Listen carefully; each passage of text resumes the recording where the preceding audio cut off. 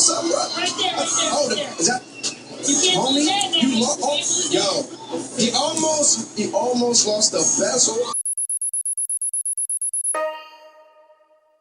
Anton Franklin McCollister, also known as Ace Hood, born May 11, 1988. Today's feature in 2009 was on the rise behind his street sound and backing of DJ Khaled. In 2009, the rap game was still ran by top artists like Jay-Z, Lil Wayne, Eminem, and Kanye West. But a new generation was beginning to stake its flag in all different areas. Drake released his classic mixtape So Far Gone that went on to catapult the artist into stardom with 6 eventual hit songs. Also on the rise in those times were street artists like Meek Mill and Ace Hood, 2 artists in the same vein for me when I think about the lane both aim to take over. Both signed under labels also on the rise behind artists and personalities like Rick Ross and DJ Khaled, founders of the labels MMG and We The Best Music Group. In hindsight, it would be Meek Mill who eventually took that lane over and ran it up until the era of music and the lane Meek and Ace Hood drove in changed from the young street guys with bars, anthems, and ties to street authenticity that made music for and from the street perspective to the SoundCloud, YouTube street rapper, and eventually the melodic street rappers that phased out artists like Meek Mill and Ace Hood. Of course, of recently, Meek Mill would adjust his sound for the new street rap era and seems to fit right in. Ace Hood, on the other hand, dealt with numerous setbacks and life misfortune that halted his rise in its early stages, and by 2013, he released his last album before a long hiatus where fans have assumed the rapper has fallen off or even died. Only Ace Hood was not dead, but hasn't seen the success expected of him back in the early 2010s, dealing with industry issues, family tragedies, and musical direction, which he admits to struggling with when it comes to the vanity-driven lifestyle fans focus on and enjoy from an artist like Ace Hood. Only in that area, Ace Hood struggled to keep up as well, as he became somewhat of a laughingstock through memes over time for it, all while real-life losses are going on behind him. When he did return, his music was a lot different and a lot more introspective, filled with testimony and relatable topics. If only he was introduced to us that way. Instead, he was presented as Ace Hood. But now, as he admits, there's nothing street about him at the moment. 3 reasons Ace Hood's growth was stunted, and many think the Florida artist has fallen off. Let's talk about it. It's your boy JC, Stunted Growth Music. Let's get it, man.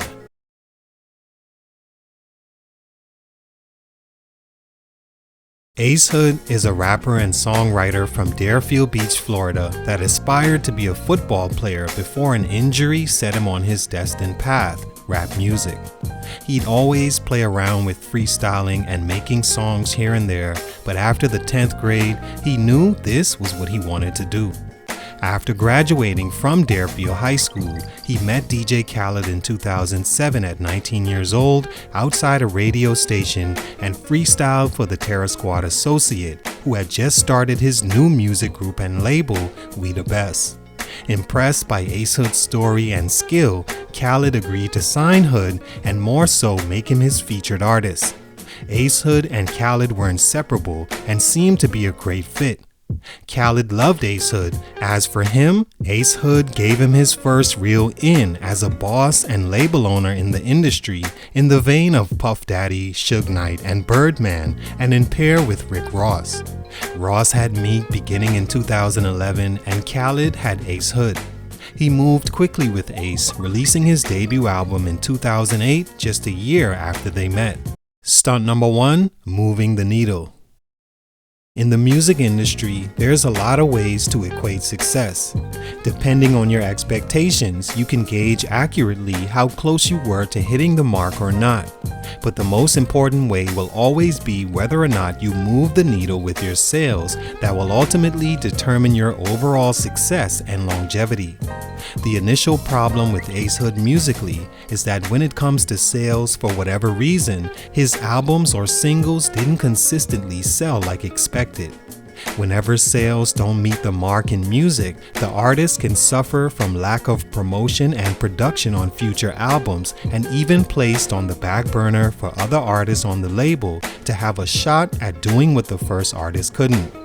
Ace Hood was lucky to be Khaled's first and featured artist at the time because he wasn't sent to the back burner for failing to sell alongside artists in his peer group like a Meek Mill, Kid Cudi, Wale, and others having success at that time.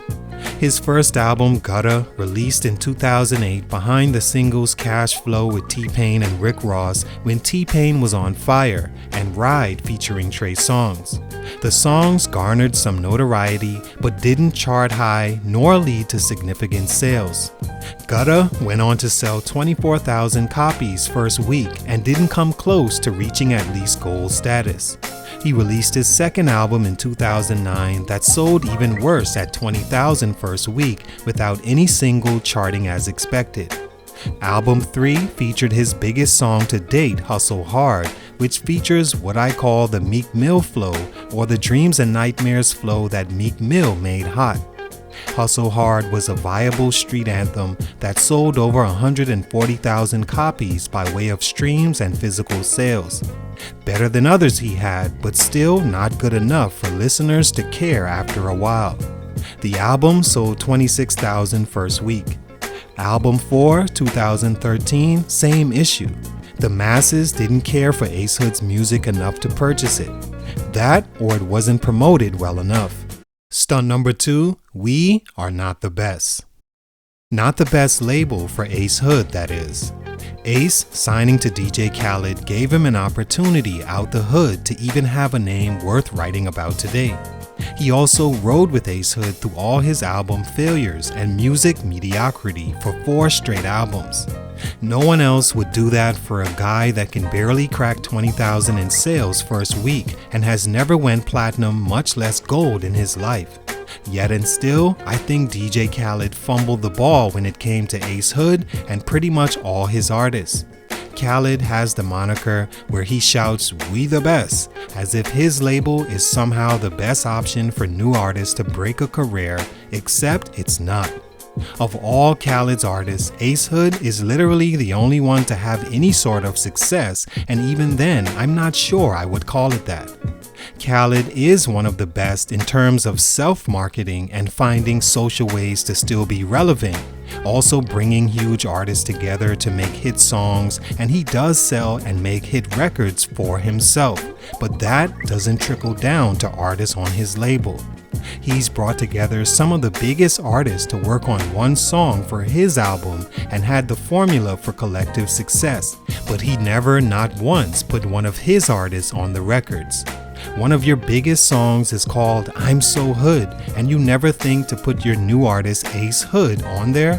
Not even the remix? I get he was freshly signed, but what better way to introduce him? Khaled has had huge hit singles with every hot artist you can name, and none were on his own label. As far as promoting Ace Hood and furthering his stardom, his label, We The Best, dropped the ball. Stunt number 3, poorly branded. Another huge stunt in Ace Hood's growth is I think his brand was never really set up for success, and that he's been poorly marketed ever since.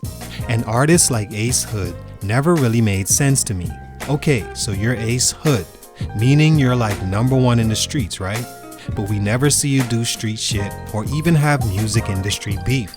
Not that it's a requirement, but when you make a name claim like that, some listeners will want to know more before they invest valuable time into your music. Also, the name isn't conducive to longevity, without the right ingredients, that is. A guy like Young Thug, who has a more charismatic personality, could make sense because he brings you in with such an outrageous name, but he also makes great music and headlines. Ace Hood makes mediocre music and is never in the headlines, except in the most embarrassing way. July 16th. Make sure y'all pick that up. We just here, baby. We feeling good. You feel me? You want something, bro? Right there, right there. Hold it. Is that?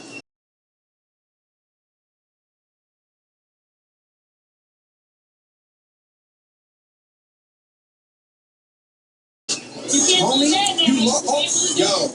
He almost lost the bezel.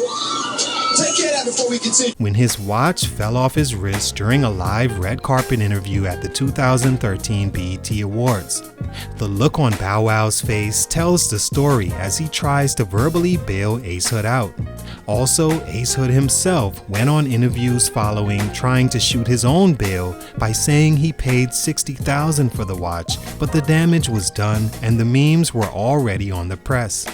No one believes him, and if that were to happen that way, it shows how silly rappers can be to think 1. Jewelry at that price is real, worth it, or matters after so much customization, and 2. As if fans don't know how jewelry is supposed to work, if indeed real, not like Ace Hood's. He's said to have since fired his jeweler. His more recent music doesn't glorify success by way of material things anymore. Instead, he reflects more on life and living within his means while still being happy. Maybe he should just drop the hood then. It wasn't a good idea in the first place. All in all, I think Ace Hood makes good music and is an okay rapper. Maybe if he was signed to a different label and marketed better, he could have had better success. He still has a fan base and can turn his music notoriety into something more substantial, as I don't see a comeback future with the game moving away from even Meek Mill over the 10 years since they've been in the game. Salute to Ace Hood, much respect, but for these reasons, his growth was stunted. It's your boy JC, Stunted Growth Music, and I'm out.